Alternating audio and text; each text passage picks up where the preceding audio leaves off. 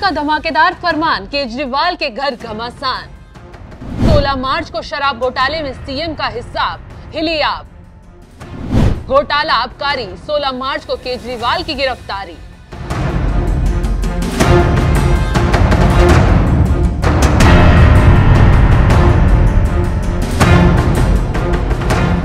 नमस्कार, आप देख रहे हैं एनएमएफ न्यूज। दिल्ली के मुखिया अरविंद केजरीवाल की सारी चालाकी निकल गई है, क्योंकि शराब घोटाले में राउज एवेन्यू कोर्ट ने ऐसा फैसला सुनाया जिससे न सिर्फ सीएम साहब की कुर्सी हिल गई, बल्कि आम आदमी पार्टी में बवाल मच गया है। बड़ी खबर यह है कि कोर्ट ने ईडी की शिकायत पर केजरीवाल को पेश होने का आदेश भेज दिया है।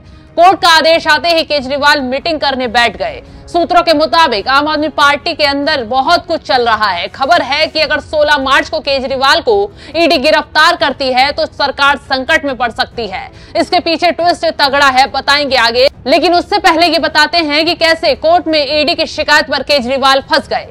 दरअसल शराब घोटाले में ईडी केजरीवाल को 8 नोटिस जारी कर चुकी है, लेकिन केजरीवाल बहाने बनाकर बार बार ईडी के नोटिस को इग्नोर कर रहे थे। पेश न होने पर ईडी ने केजरीवाल की शिकायत कोर्ट में की।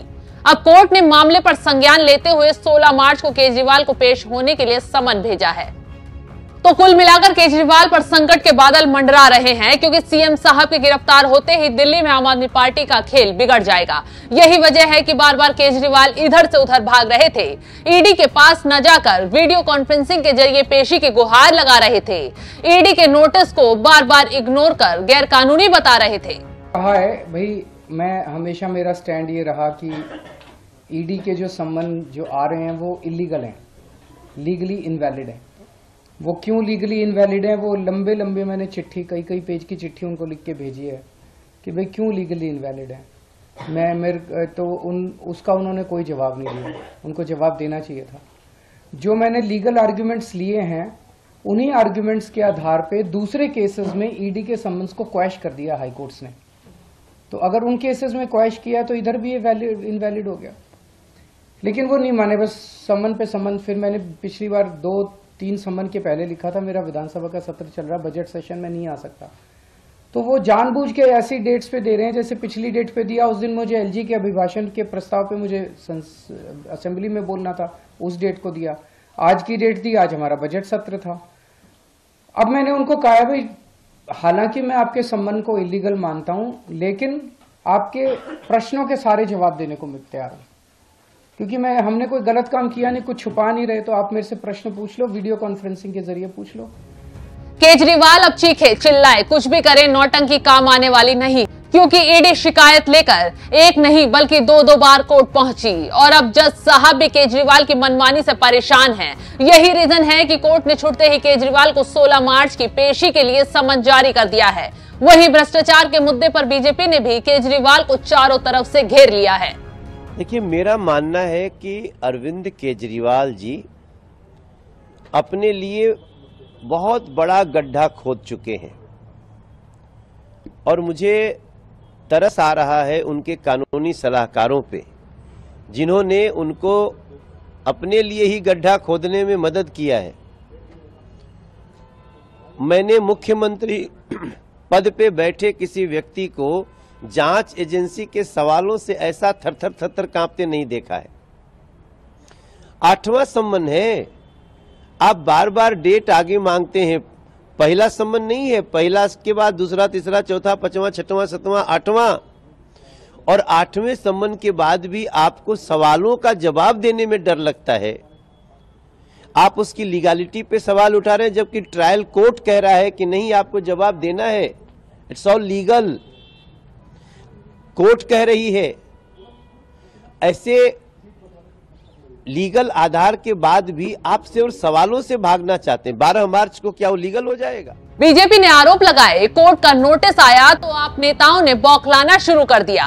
अभी तक तो विधायक के खरीद फरोख्त का आरोप लगाकर ईडी और बीजेपी को घेरने की कोशिश कर रहे थे। क्राइम ब्रांच ने हंटर चलाया तो चुप हो गए। अब नया आरोप लगाते हुए आप नेता कह रहे हैं। चंडीगढ़ में सुप्रीम कोर्ट ने जिस तरह से फैसला सुनाया, उसी का बदला अरविंद केजरीवाल से लिया जा रहा है। अगर ये सिर्फ लीगल मामला होता तो ईडी कोर्ट के फैसले का इंतजार करती। आम आदमी पार्टी इससे डरने वाली नहीं है।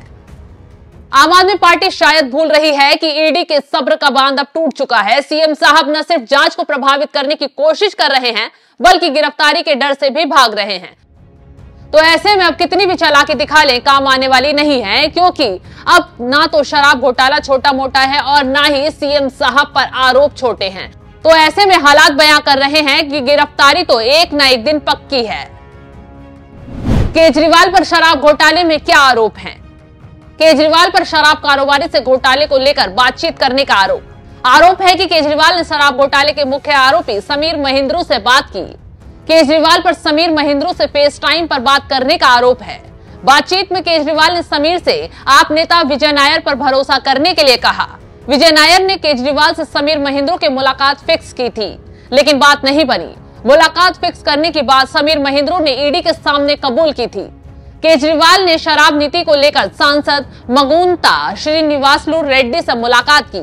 सरकारी गवाह बने दिनेश अरोड़ा ने कहा, मैंने केजरीवाल से उनके घर पर मुलाकात की थी। शराब घोटाले में जेल की हवा खा रहे जितने भी लोग मुंह खोल रहे हैं, केजरीवाल की पोल खोल रहे हैं, सबसे बड़ी बात तो यह है कि ये बाहर के लोग नहीं, बल्कि आम आदमी पार्टी के ही नेता हैं। सबूत गवाहों को देखकर ही ईडी केजरीवाल को नोटिस पर नोटिस जारी कर रही है, लेकिन जनाब बार बार हेकड़ी दिखा रहे हैं, बहाने बना रहे हैं।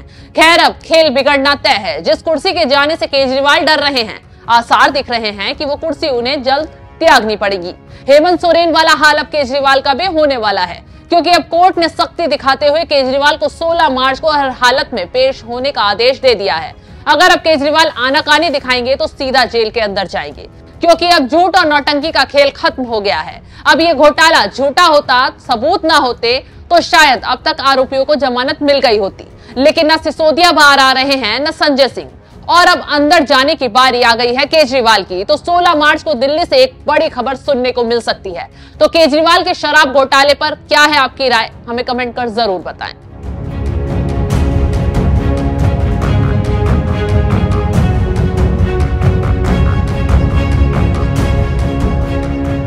देखिए, मेरा मानना है कि अरविंद केजरीवाल जी अपने लिए बहुत बड़ा गड्ढा खोद चुके हैं और मुझे तरस आ रहा है उनके कानूनी सलाहकारों पे, जिन्होंने उनको अपने लिए ही गड्ढा खोदने में मदद किया है। मैंने मुख्यमंत्री पद पे बैठे किसी व्यक्ति को जांच एजेंसी के सवालों से ऐसा थर थर कांपते नहीं देखा है। 8वां सम्मन है, आप बार बार डेट आगे मांगते हैं। पहला सम्मन नहीं है, पहला के बाद दूसरा, तीसरा, चौथा, 5वां, 6वां, 7वां, 8वां, और 8वें सम्मन के बाद भी आपको सवालों का जवाब देने में डर लगता है। आप उसकी लीगैलिटी पे सवाल उठा रहे हैं, जबकि ट्रायल कोर्ट कह रहा है कि नहीं, आपको जवाब देना है, इट्स ऑल लीगल। कोर्ट कह रही है।